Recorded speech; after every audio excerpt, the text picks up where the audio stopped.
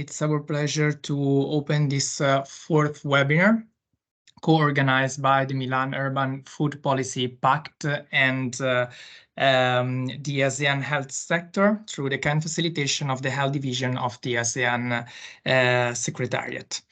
This fourth webinar has the aim to present the urban food policies devoted to promote healthy diets, which is the second category of the Milan Urban Food Policy Pact, and is also, let's say, the field of action in which our cities are more involved in. So today we will hear good examples from the WHO, Quezon City, and also insights from other cities of the Milan Urban Food Policy Pact that are successfully leading the way on food taxation, food environment, and school feeding programs. I will kindly remind to turn off your mic. And also, I remember you that this webinar, as all the others, is being recorded. So moving to this topic that is healthy diets in promoting healthy diets in cities, I will just give you an overview of the recommended action of the Milan Urban Food Policy Pact. So as I mentioned, it's the second category of the Milan Pact. So we can continue to the next slide. Okay, so as I mentioned, it's as you are all aware now, the Milan Pact has a test with 37 recommended action that you can see clustered in the 6 categories. And the second one is sustainable diets and nutrition with quite a good number of recommended action, and we can see them in the next slide. Together with this 37 recommended action, I will also mention the indicators that are very useful, developed with FAO, that are very useful also to assess and monitoring the implementation and the impact of the recommended action of the Milan Pact. Of course, each city can focus just on a few. It's not needed to, let's say, to work on all of them, but this depends on the political priority and also on the local context. Together with the recommended action and the indicators, we have also to showcase some practices coming from our community, coming from the Milan Pact Awards. And at the end of today's webinar, my colleague Serena will give you some example on best practices from the Milan Pact Awards. Moving on the recommended action on sustainable diets and nutrition, there are 7. Let me just mention some of them. So the first one, of course, is promoting healthy diets through relevant education and communication programs with special attention to schools, care centers, market, and the media. Of course, the priority should be given to, let's say, the infrastructure, the food system infrastructure that cities can manage directly, like, for example, care centers and school. Then address non-communicable diseases associated with poor diets, such as obesity, and also giving due attention to reduce the intake of sugar, salts, and processed food. Then develop sustainable dietary guidelines to inform customers and city planners, food service providers, retailers, so all the stakeholder of the food system. So try to involve in this dietary guidelines all the food system to stakeholder to give to guarantee an holistic approach and impact on the food system.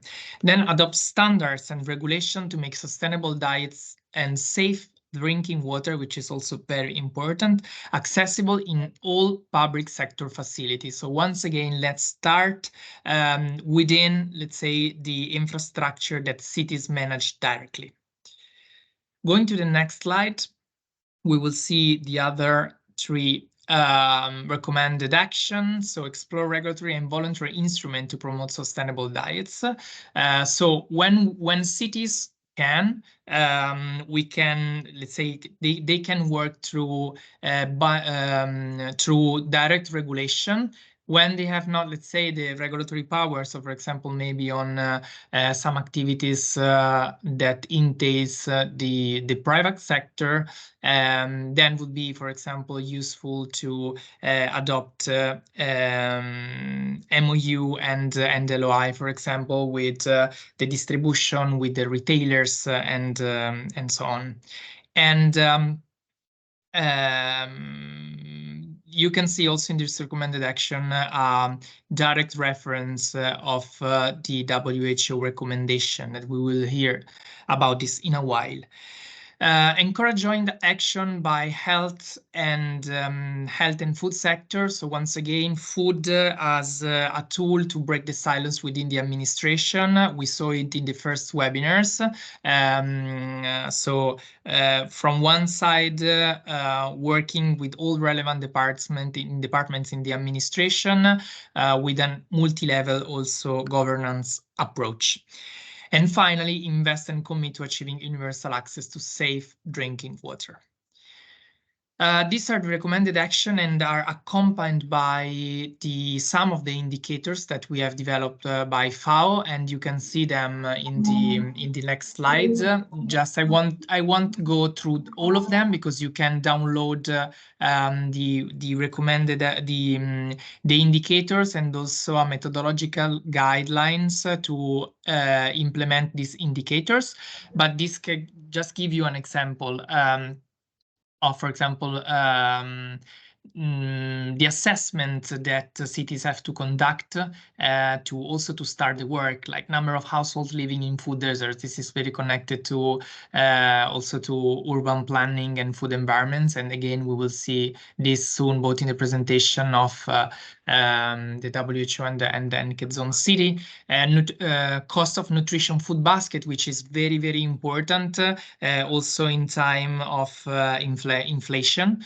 This is also key to be monitored, and many others. So stunting children under 5 years, prevalence of overweight and obesity among adults, youth, and children, and then this is, let's say, an assessment of the status, while the from 13 onwards, there is the activities that the cities is leading to provide healthy diets.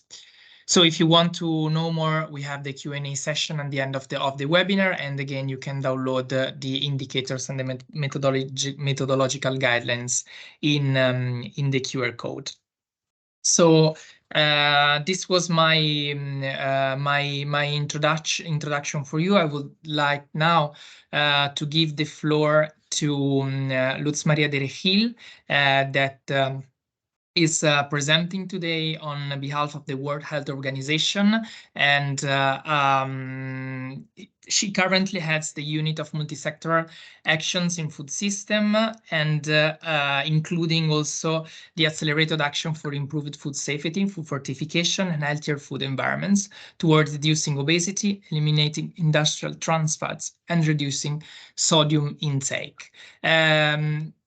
For us, let me just mention this, the work that we have been doing with the WHO, and the guidelines are very useful also for the implementation of the Milan food policy and the work that we have been doing in school canteens.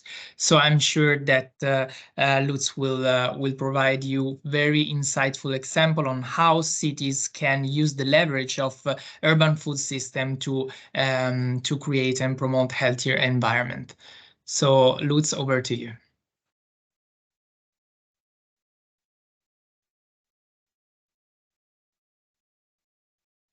You are muted. Thank you very much for the invitation. Okay. Let me share my screen. This is a little bit of a higher level presentation of what we are doing, just to have a recap on the different interventions that WHO is promoting to improve food environments, with a particular focus on the urban food environments. My hope is that as we speak, we can have other examples of how this has been applied, examples from cities in different parts of the world, particularly with a focus on in the low and middle income countries. Some of the examples that we may discuss today also are, of course, led by my colleagues in the regions working in the Southeast Asia office and also the Western Pacific office. Just to say that WHO is going to produce hopefully in Q1 2024, is going to publish a brief addressing most of these topics that we are going to be discussing today. And it will include some case studies. So in addition to the presentation, there are much more references that the participants can build on. Why are we working on this? I don't think that I need to talk too much about it. It's clear that many cities in the world are facing the double burden of malnutrition. Globally, we see that more than 3 billion people cannot afford healthy diets, and that's the most recent figures included in the Food Security and Nutrition in the World report. An important percentage, 1/3 of women aged between 15 and 49 years are affected by anemia. And I wanted to put this figure because we often think about healthy diets still from the non-communicable perspective, but it's still in most of the cities, we see that women are still facing anemia, and in many cases, children are underweight or stunted. We see that there is a rising number of adults affected with overweight and obesity, now affected almost 1/3 of the population globally. So the world in general is facing a double burden of disease or triple burden of malnutrition, in the sense of we have micronutrient deficiencies, we have malnutrition, and we have also obesity. And cities are at the core of these the programs that can make a difference. And it's clear that our systems are just failing to deliver healthy diets for all. We just saw the number, the previous figure. There is an increasing number of people that cannot afford a healthy diet, and that was worsened by COVID and several conflicts in the world. Although there is a slight recovery, still we are at levels of food insecurity of 5 or 7 years ago. So we clearly are not going in the positive direction. The current dietary patterns are carry high cost to the society due to their impact on health and environment. The diets that are healthy are often, as I said, unaffordable. And not only unaffordable, but sometimes inaccessible. And we know that urban food environments shape and are shaped by the food systems that determine residents' access to healthy diets and safe food. I don't need to talk much about this. We need to transform our food systems so that they can promote people, planetary, and animal health. We often are focused on the human's health, but more and more it's clear that we cannot achieve it if we don't think about planetary and animal health. The sustainability part that you were talking alludes clearly to this part. WHO has produced or promoted a package of 6 policy actions plus food safety to improve food environments. The first of them is taxing on healthy food and beverage options. I would say that it's more than taxing, it's fiscal measures to promote healthy diets. That includes subsidizing healthy food and beverage options and providing incentives for the production of healthier food as well. The second intervention is protecting children from harmful marketing of foods and beverages, and my colleague Catherine Engelhardt, that is joining us today, also can allude to this because WHO recently published guidelines around it and also a toolkit that can be used. The third action is ensuring clear and accurate nutrition labels. And at this point, front of the package labeling is an important intervention that needs to be considered. The other action is reformulation of foods to reduce the levels of salt, sugars, and unhealthy fats in processed food and beverage products. And in this case, particularly if we think about the cities or the local context, it's important that the governments are able to provide small food businesses, because we tend to think that food reformulation is for the large companies, but actually several small and medium-sized enterprises are in need of support to be able to reformulate their products in a more appropriate way and produce healthier foods. The other action is, again, not forgetting that their populations are often with some micronutrient deficiencies, and is fortifying staple foods by adding extra vitamins and minerals. And that comes together to ensuring healthy foods for healthier diets are served in sold in the schools, hospitals, and other public places. Governments have a unique purchasing power, and they need to tap on it to ensure that diets are healthier, that there is healthier food procurement. And I would say that at this point, there is no excuse not to have updated guidelines for a healthier food procurement. Many cities are moving in that direction, and there is no excuse. And I want to make sure that we don't forget that throughout this, we need to strengthen national food control systems or food safety systems in the city. You were talking about safe drinking water, but it's also important to ensure that food is safe. And particularly when we are talking about out-of-home food environments where we see street vendors, restaurants, etc., they need to comply and ensure that the food is safe. So we are talking about safe and healthy diets. And why a focus on urban environments? I mean, I don't need to, for this audience is obvious, but I will just highlight that it is expected that the population in urban areas will increase to 70% by 2050. And urban food environments represent an important challenge for food systems, and particularly for to address inequalities in the access of food. And just to say that up to 70% of the food produced goes to cities. And in some cases, from a food safety perspective, it's not only the access of healthy food, but the access of safe food that the very dense populations may have some more high incidence of food safety events.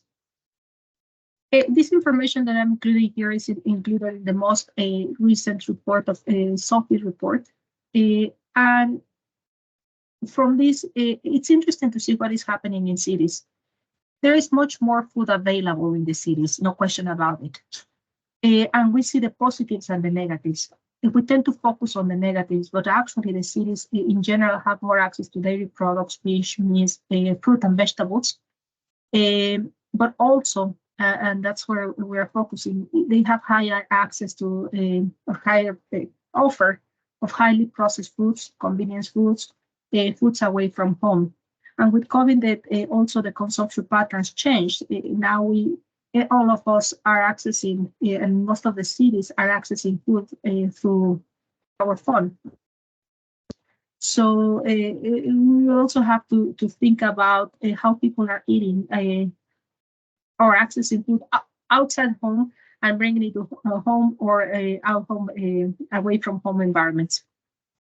We all have in cities more access to food vendors, restaurants. The variety of food offer is growing and growing, and in many cases it also has a social component because many of these food vendors are maybe unregulated, but also it's a source of income. So cities are facing sometimes this challenge of moving towards healthier diets while also ensuring that the livelihood of vendors and ensuring that most of the business are regulated, not only to offer healthy diets, but also to offer safe foods.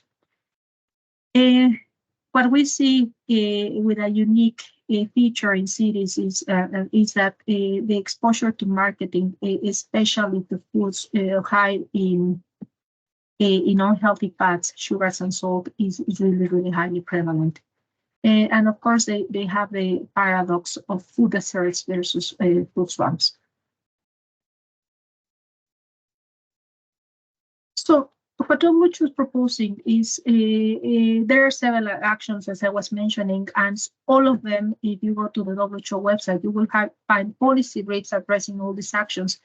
But we talk about them as somehow a foundational policies. What is important is how we are able, as policymakers, as leaders, as regulators in some of the cities, and program designers, to bring all the tools together for a particular setting.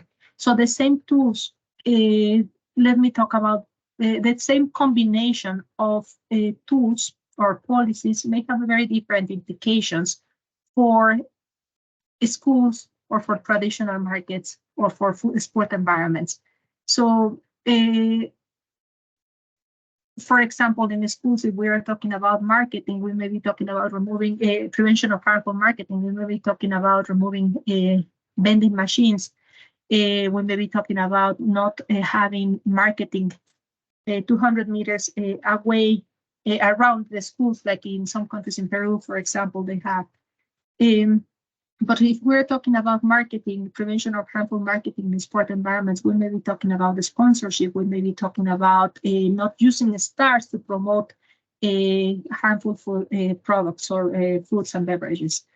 And of course, traditional markets, we put it here as an important place because there is, in this place, we need to ensure that they are safe from the food safety perspective, but also to ensure that the health of the workers, customers, regulators, because many things are happening in the traditional markets, from the sale of live animals to fresh food. So clearly they offer a unique opportunity to improve the diets of people, but they need to also do it in a safe way.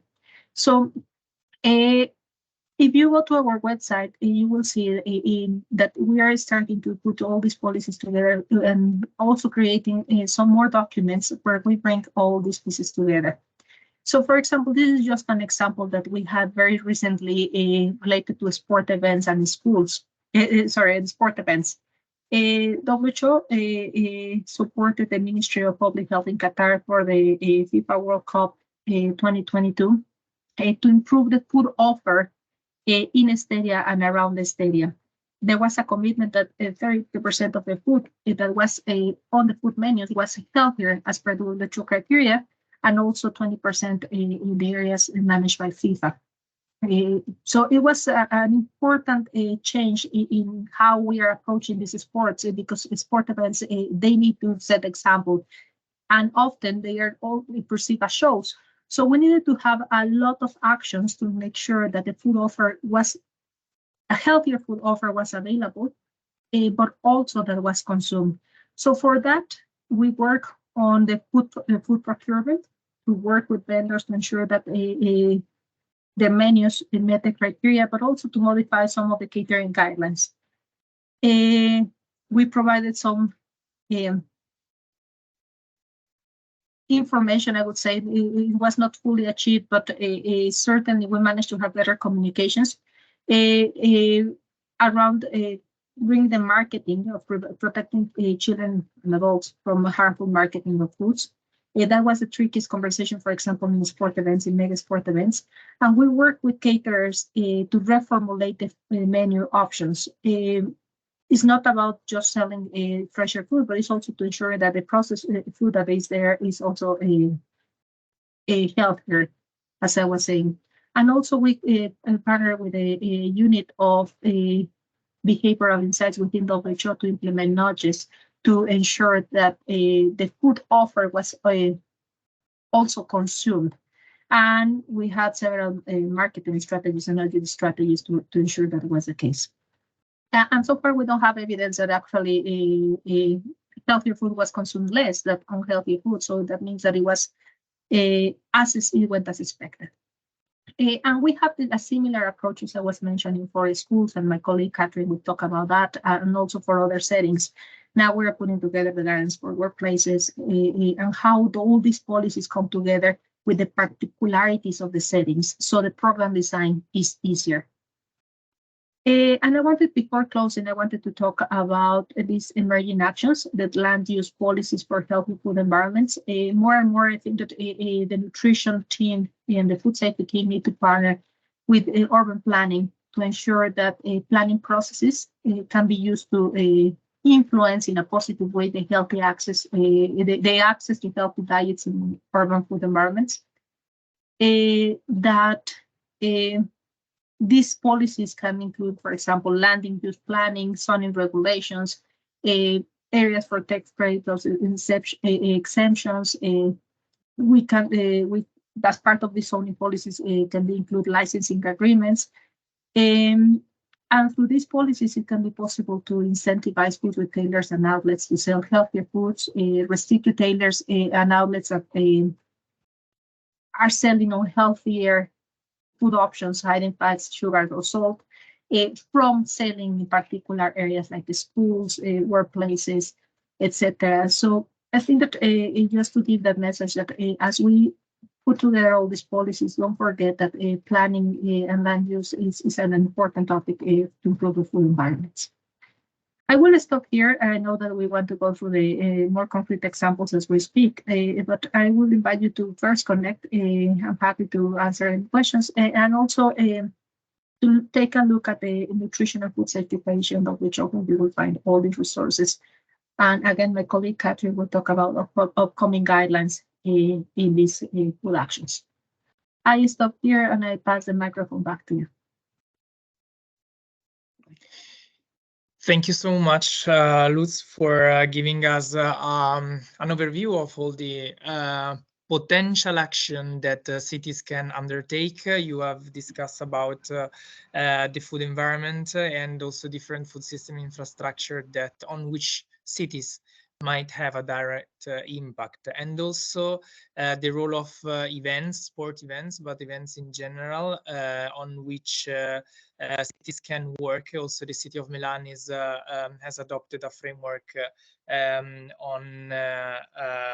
for the organization of public event in the cities, also from private organization, and they should follow some also, let's say, healthy and food sustainability requirements. So thank you so much. I'm sure that this will be of inspiration of the cities that are here today. So let's now move to Quezon City in the Philippines. The Quezon City is leading the way with the healthy diet in school ordinance, introducing a ban on the sale of junk food within and also around schools, promoting the consumption of food that nourish both people and the planet. So this is something that also Lutz just talk about. So from Quezon City, we have today Ms. Jira Asa Sideko, who is registered nutritionist, dietitian of Quezon City, and she works in the health department. So thank you so much for being here. Ms. Jira, the floor is yours. Thank you.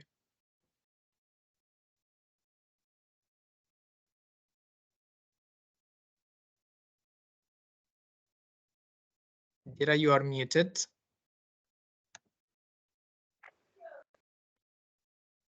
Thank you, Filippo. So a pleasant afternoon to everyone. So on behalf of our city mayor, Joy Belmonte, allow me to present how our city government supports a healthy food environment for the children in Quezon City.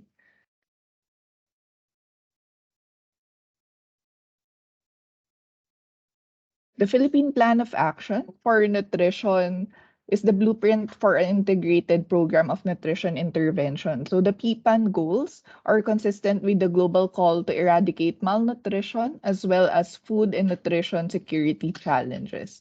So in Quezon City, our targets and strategies are aligned with our National Plan of Action for Nutrition.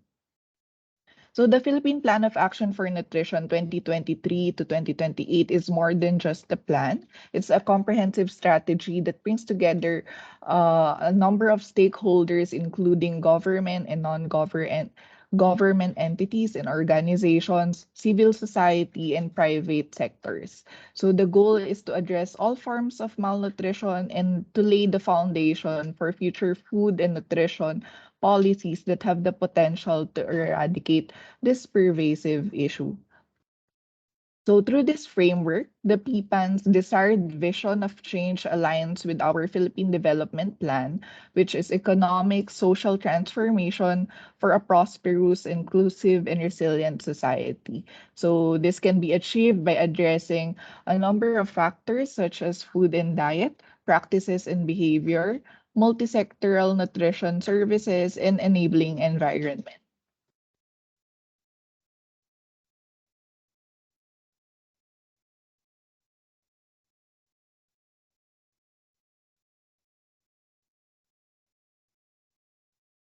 So our Quezon City nutrition situation reveals that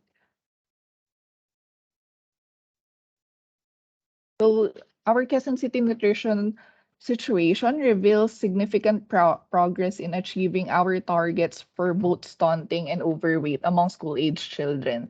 So our data shows that we have decreasing number for stunting and overweight among school-age children. While we are pleased with these accomplishments, our commitment remains unwavering. So we are dedicated to sustaining our ongoing efforts and enhancing collaboration with key stakeholders to further advance the well-being of our community. So we have several policies in place in ensuring that our school children gets the best nutrition. So it started in 2016, wherein we had a national memorandum or focusing on urban farming in the Philippines. We call it Gulayan sa Paaralan program. And in 2017, we have a number of national orders as well. We have the healthy food and beverage choices in schools and in DepEd offices using the traffic light system when it comes to catering foods for our school children. We have the school-based feeding program. And for our city ordinance, we have the most healthy public school canteen. And this is also in line with another ordinance that we have, which is the anti-junk foods and sugary drinks. So for Ordinance 2579 or the anti-junk foods and sugary drinks, the aim of this policy is to limit the intake of free sugars, prohibit the selling, marketing, advertising, sponsorship, and promotion of junk foods and sugar-sweetened beverages, as well as to impose penalties for offenders. So the ordinance on here are the key activities that we have implemented. I think it does not show, the slide does not shows the key activities, but I will be mentioning it. First is the establishment of 100-meter perimeter, since the ordinance covers 100-meter perimeter from the fence of the school. So we are also monitoring those who are offering foods outside the schools. And next activity is the development of the list of schools and establishments and development of list of foods allowed and not allowed to be sold in school canteens. So this is in line with the traffic light system in categorizing foods that should be sold in the school canteen. And we have also involved the Parent Teachers Association as our social behavior campaign, since we are aiming that this policy would be sustainable, that after their school hours, they would be able to practice having healthy habits in their own schools, in their own homes. So next would be the internal and external monitoring of the focal persons in the schools for us to create a shared responsibility between the school personnel and the city personnel who are in charge of monitoring the policy. So for the implementation outcomes, since we are also incorporating urban farming in the schools, we are capacitating the school teachers on new ways of gardening, such as hydroponics, as part of the Gulayan sa Paaralan project. So the farms inside the schools, or the gardens inside the schools, is not could not sustain all the foods that is being offered in the school. That is why we encourage the Parent Teachers Association to have this shared responsibility when it comes to maintaining these gardens inside the schools. And they can take it home for their meals as part of our social behavior campaign. So for the implementation outcomes, 100% inspections was conducted to 95 public elementary and 64 high schools in Quezon City. So the compliance rate is 94% for elementary schools and 89% for the high schools. So this is the data on the number of schools that have ceased the sale of prohibited products. So 100% of public schools have available potable drinking water. So this was made possible by our partnership with Manila Water Foundation through their project Drink 72. So 72 refrigerated drinking fountains were given to selected public schools in Quezon City.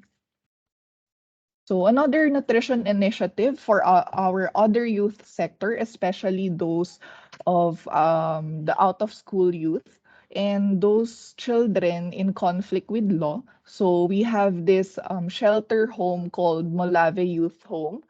This is where we implement the Executive Order number 16, or the Healthy Public Food Procurement. So this policy emphasizes that no public funds will be spent on unhealthy foods. So this covers all our facilities for our children, like what I have mentioned, which is the Molave Youth Home and our daycare centers. So through this healthy public food procurement, we have created a nutrition standards, identifying the limits when it comes to prepackaged foods, as well as those meals that are prepared in the facility. So in the Molave Youth Home, which is the shelter home for children in conflict with law, we have a resident nutritionist who is monitoring the foods that are being served in this facility. And for the daycare centers, we also have our nutritionist who is monitoring the food packs that are being given to our children. So another sector that is covered by this policy is the funds from our small units, where we call it barangays. So a lot of funds are being given to activities that are targeted to our youth. So we ensure that this fund that is used for procurement of food follows the healthy public food procurement through the nutrition standard. So what can cities do? So we have to, this is our recommendation, which is to regulate the bad. First is to use planning and licensing. We have green spaces, healthy public food procurement, and child-friendly school canteens. So we have, second is to regulate harmful marketing and commercial products to children and engage with multi-stakeholders. The second recommendation would be to enable the good. First is to political power to innovate and change norms, build strong evidence base, and ensure open policy making. And lastly is to health in all policies, planning, education, nutrition, and economic. So that is all for our presentation on transforming food systems for children in Quezon City.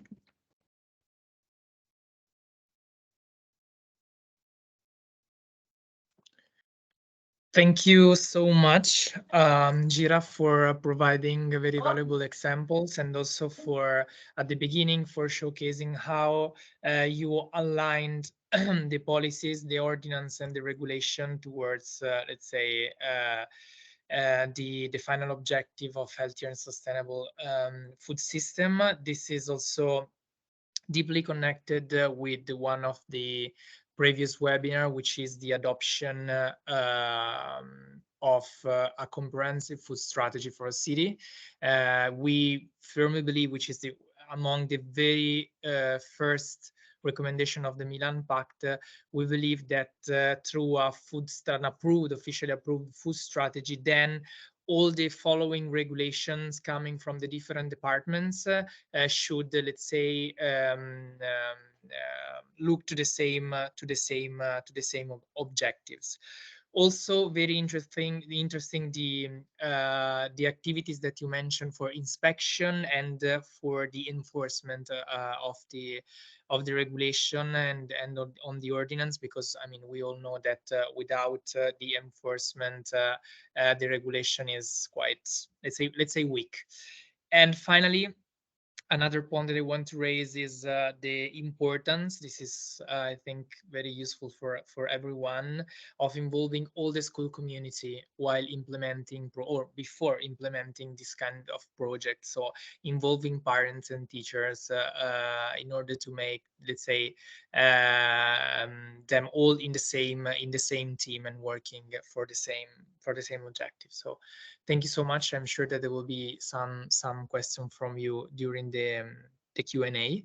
I will now would like to give the floor to Serena Duraccio, who's, I think you're all familiar with her. She's officer of the Milan Pact, overseeing the Asia Pacific region, and she will give you some more examples, starting from the Milan Pact Award repository, something that I mentioned at the very beginning. So she has prepared an extraction of useful insights also from other parts of the work connected with healthy meals and healthy food environment. So Serena, over to you. Thank you so much, and thank you all for sharing this insightful example. We will just share a presentation with some highlights from other MUFPP series. So as Philip mentioned, the Milan Pact Awards are one of the most powerful tool of our community, where we gather the most innovative practices of our cities. I guess you have already seen this report. However, you can download it using the QR code. So this is the report from the last edition of the MPA, and so you will see an overview of the best practices coming from our cities. I will just deep dive a bit into the sustainable diets and nutrition category. Actually, this category has been like the most participated one from our cities, which means there is a great interest coming from cities all over the world. As you can see in the slide, two were the main goals and interests from cities. So first of all, the need to educate and promote diets, sustainable diets among children, most of all, and vulnerable populations, but also the idea of promoting the consumption of locally sourced food. So these are two common trends from practices shared from our cities.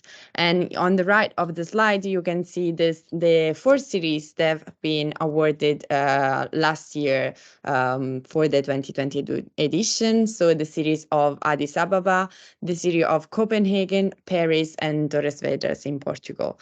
This is just an overview of the different practices that have been submitted. I would like to go a bit more in detail about the topic of school feeding programs, which seems to be very interesting for cities because they are able to achieve cascading objectives. So by building developing a school feeding program, cities are able not only to promote sustainable food consumption among children, but also to fight against food poverty, to prevent food waste, and to strengthen rural-urban linkages. So this is another topic that we wanted to put at your attention, and I will just share with you a couple of examples coming from other cities in the world of school feeding program. So I will start with Addis Ababa that has been awarded last year. So they launched this program in 2019. It was a pilot program across 70 schools.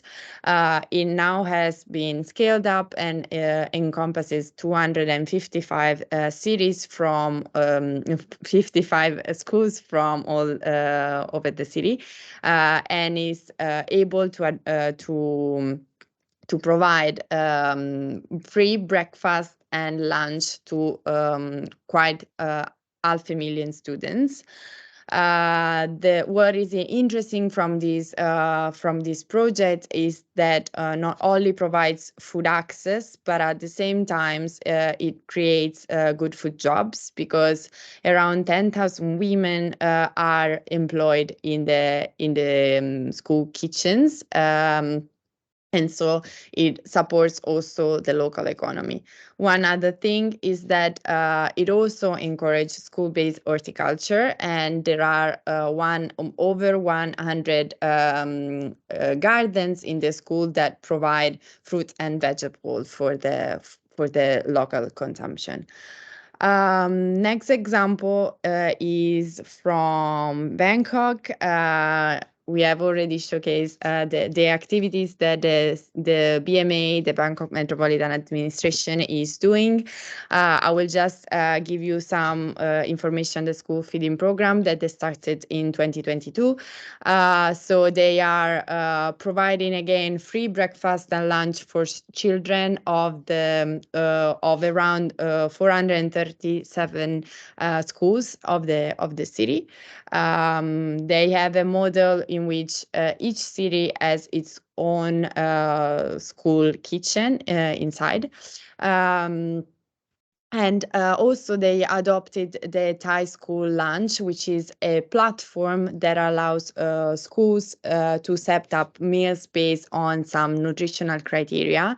And everyone can go on this platform and have a look at what are the menus for each specific day. The other thing is that BMA also encouraged students and parents to give feedback on the meals that are provided. Then we have the example of Guadalajara in Mexico. So what's interesting from this model is that they have introduced the planetary health diet as described from the Ilance Commission in 13 centers of their city. So these centers includes children from 6 months to 5 years, and they through the introduction of the planetary health diets, they of course have been able to increase the consumption of fruit and vegetables by almost 50%, and also what is interesting is that they provide over 100 menus based on the planetary health diets, also considering the seasonal variation, so for winter and for summer. And then the last example that I would like to present to you today is the one coming from Sao Paulo in Brazil. So what's outstanding from this project is that is one of the largest school feeding program in the world. They are able to feed more than 1 million students. So I think this is really impressive. The goal of the program is to decrease the consumption of meat, first of all. So they are prioritizing fresh food over processed food, of course, and trying also to include the organic produce coming from local farmers. And the other thing, of course, is to fight against food waste. So they are trying to tackle also these aspects to the program. All the menus that they create are showed up online, and also special diets are developed according to needs. So this is just another example for cities to have an idea. I will just as we said multiple times, of course, these are all examples coming from our network, and for any one of you that are representing a city and would like to get to know more and learn how to sign the pact, and so access to the knowledge that we have shared so far, you can reach out to the email address that you see on the screen, and we would be happy to provide you with information. Of course, if you have any question or are interested in any of these practices that I presented, we would be happy to put you in contact with the relevant cities. Thank you.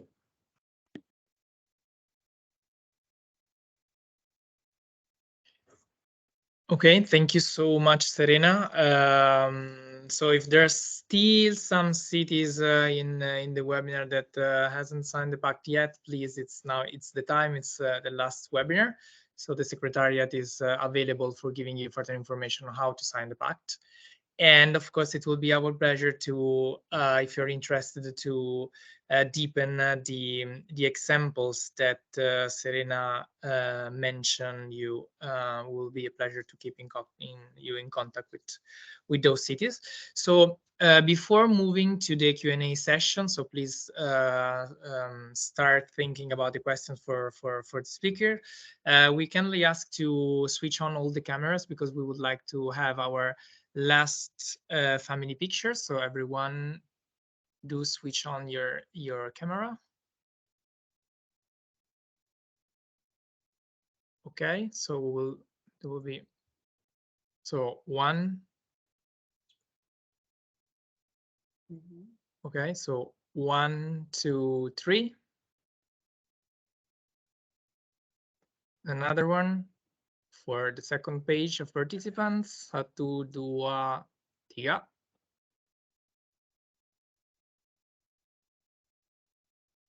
And the last one, Nun, Song, Sam.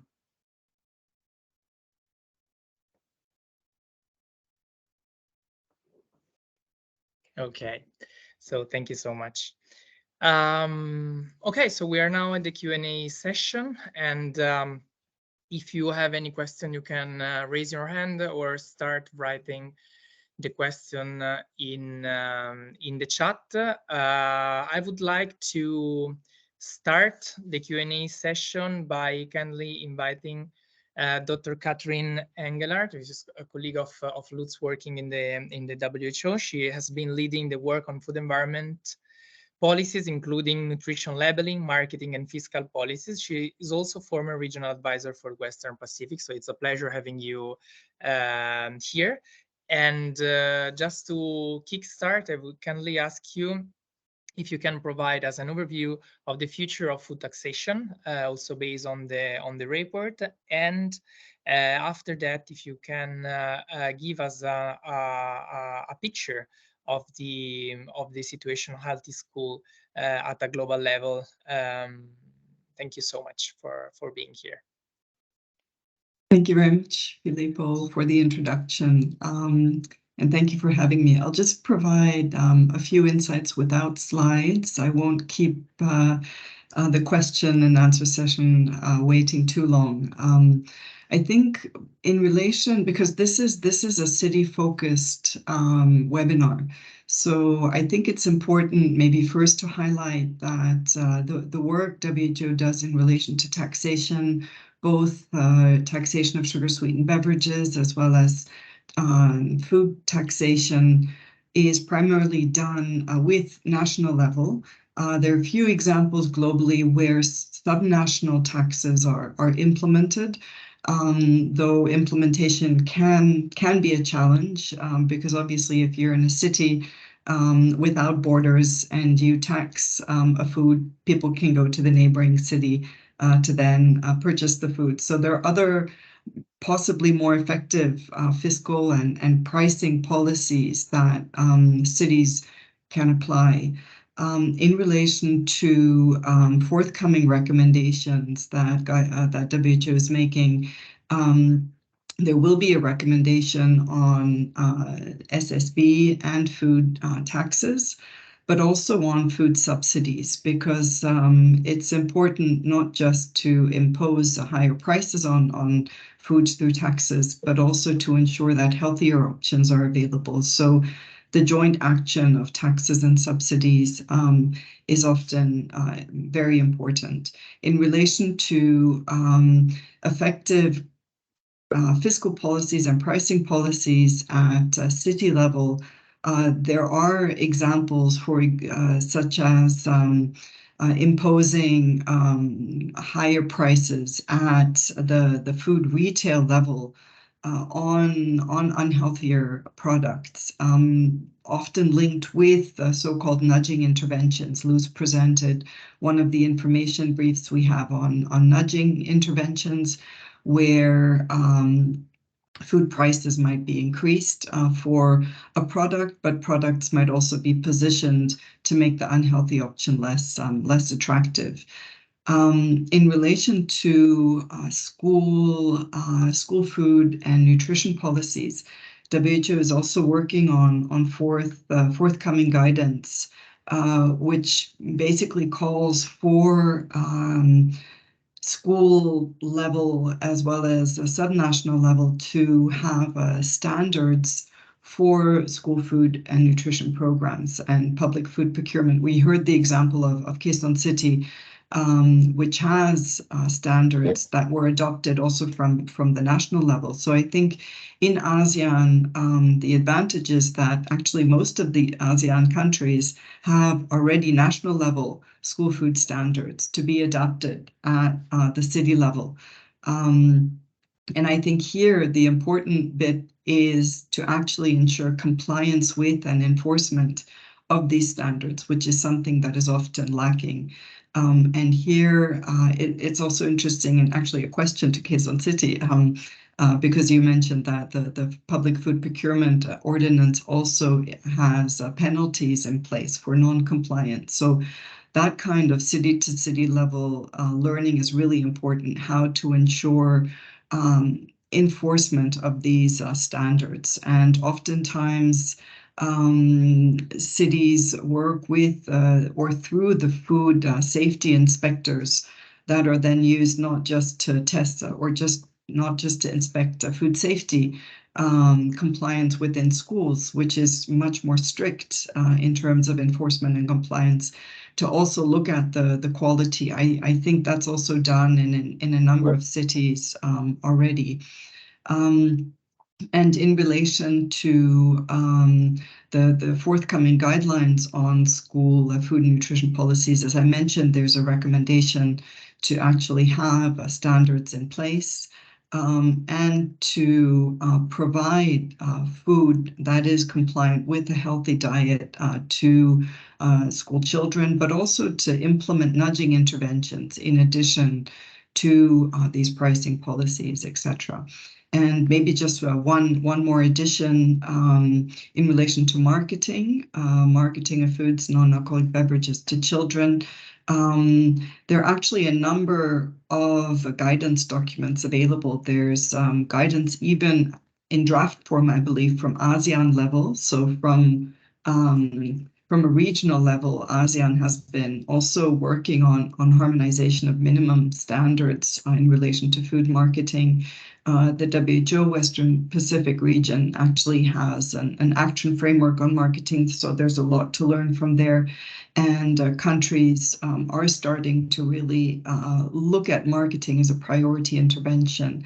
And together with UNICEF, WHO has published an implementation tool, so there's more practical information available that countries as well as cities can follow to implement marketing restrictions, including of sponsorship, which is a huge issue in ASEAN countries and also for schools, because a lot of the sports activities in schools, school activities are still sponsored by the food industry that primarily produces unhealthy foods. So that's an important consideration as well. But I'll stop here to leave time for additional questions. Thank you.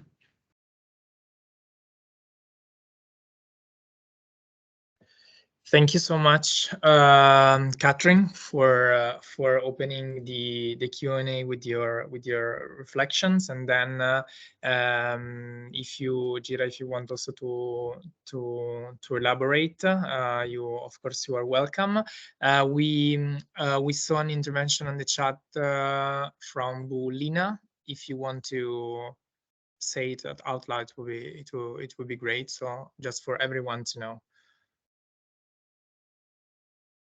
Okay, so for the provision of the penalty, it is only in the healthy school ordinance or the anti-junk foods and sugary drinks. But for the healthy public food procurement, we do not have provision for penalties, but the lead agency or the city health department can issue a recommendation to our bidding and awards committee for the supplier that is not compliant with the nutrition standards. But we make sure that prior to the budgeting year or the budgeting season, we conduct trainings to our potential food suppliers so that they would be aware of the nutrition standards or the policy that we are implementing in Quezon City. So for the anti-junk foods and sugary drinks, the penalty would incur a fine of around 5,000 for the third offense and 2,000 for the second offense, and for the first offense it would be 1,000. But for the public schools, we would issue also administrative case for the canteen personnel that is in charge in the school premises. Okay, thank you so much. I think you already also replied to the question coming from Rustidia from Brunei about the penalties and the inspection. Thank you. I think we have the hand raised from the city of Chiang Mai, Kun Kritia and colleagues.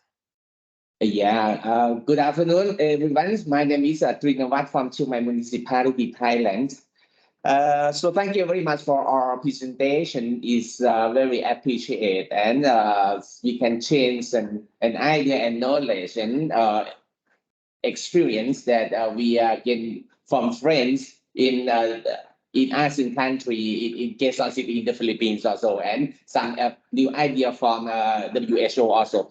So in case of Chiang Mai, in case of Thailand, okay, we have the budget from the national government to provide for the students in the school. Yeah, they provide budget for meals in around 200 days per academic years.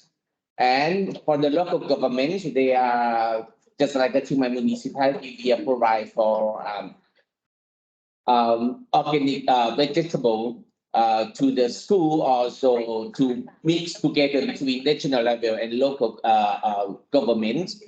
Yeah, in case of Chiang Mai, we are very happy to work together with the Filippo and the team from Milano, including ASEAN, the friends from ASEAN country also to to make a co-creation of the food policy or food system. And I think so maybe I have one question to the representative from the Quezon City in the Philippines that when the project is launched in the Quezon City, which is the reaction from the parents of the students from in your project, please. Thank you very much.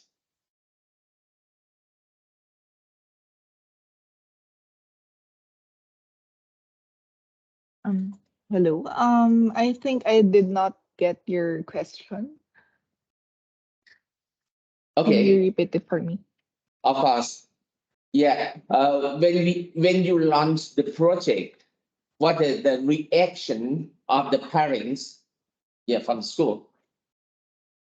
Okay. Thank you for repeating that question.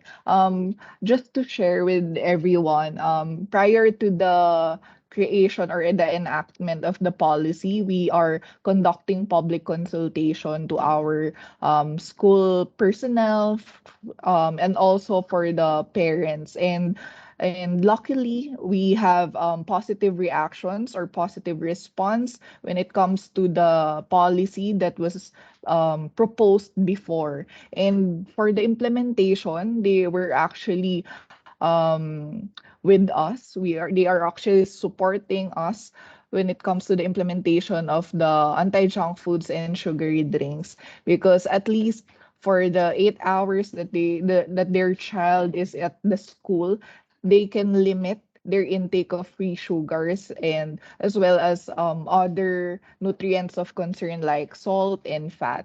And that is actually one of the factors that has contributed to the successful implementation of the healthy school canteen by involving the other stakeholders, such as the parents, at the early stage of the policy making, as well as during the implementation stage of the policy. Thank you. ไม่ได้เปิดไมค์ เปิดสิ เอาเหรอ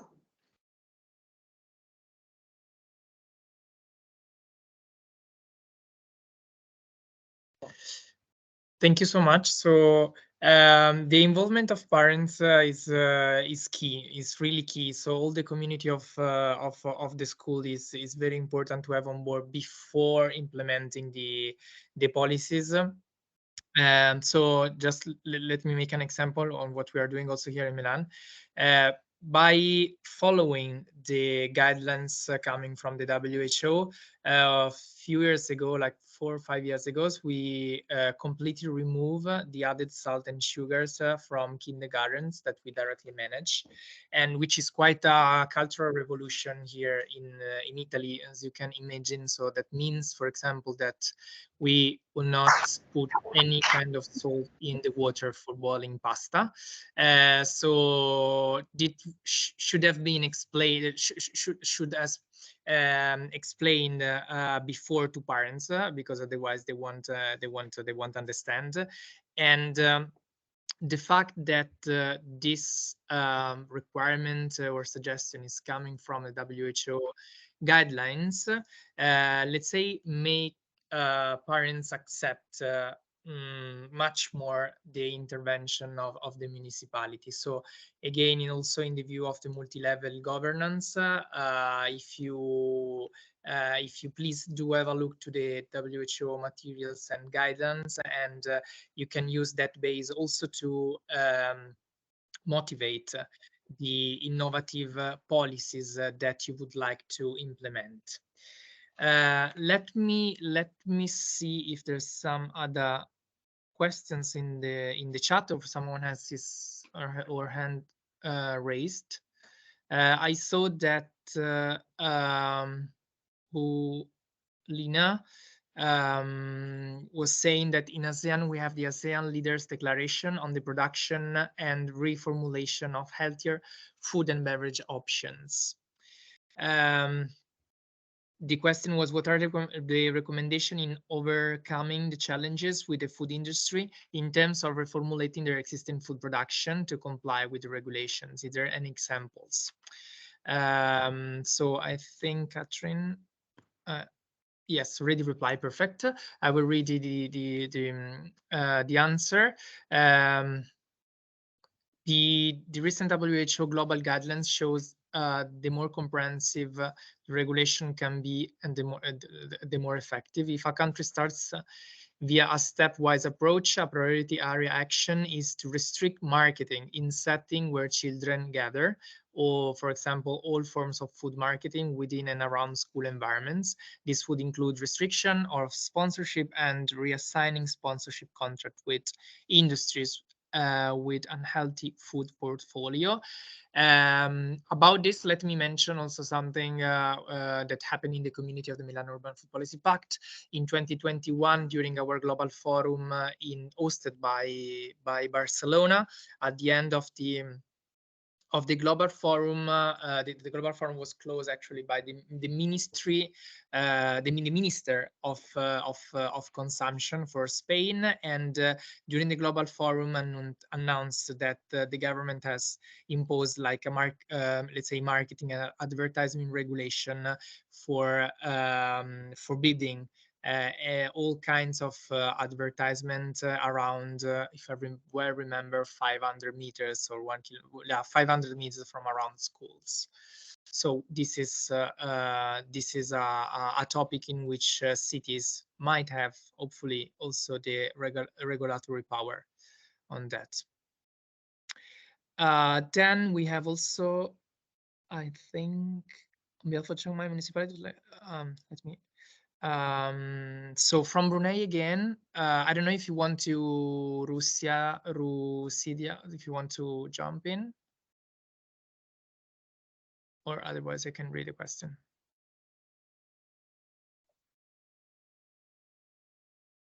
Okay, I can do that. I would like to ask, in employing the resident nutrition, under which ministry would it be? Is it Ministry of Health or is public funded too? And also, may I know the ratio number of nutritionists, number of childcare centers, for example? So is this question, I think, to refer to Ms. Chira, I think. Okay.